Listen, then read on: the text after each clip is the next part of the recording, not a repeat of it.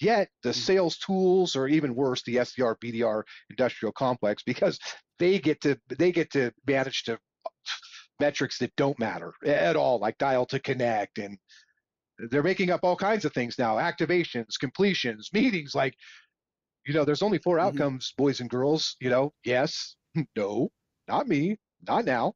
We don't need to color it. But when you start selling people little gadgets and things, you probably have to add deliverables on that outside of the scope of revenue, because if you don't convert to revenue, you got to come up with a reason to pay for the tool. You know, and the Mm-hmm. SDR BDR industrial complex has done a really good job of making people believe if you build it, they will come.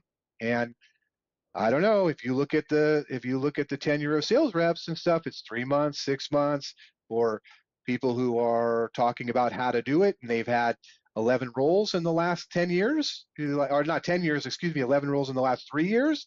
I don't think so. There's two Mm-hmm. things going on there: either poor rep at a bad org, or a good rep at a bad org, or a combination of both. I don't know, but it doesn't look good. And then quota attainment is down. So one last thought there too is that another confounding variable here is that there seems, because of this tools epidemic, there seems to be a lot of nice to haves. I see stuff all the time that I'm like, how that doesn't sound useful to me. Like, why would you? We already know that. Like, okay, cool. Now we see that on a dashboard. Now what? Cool. What now?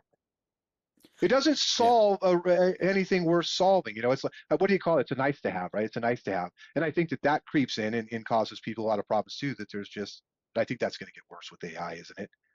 With being able to just knock Mm-hmm. out, these guys vibe coding or whatever they call it.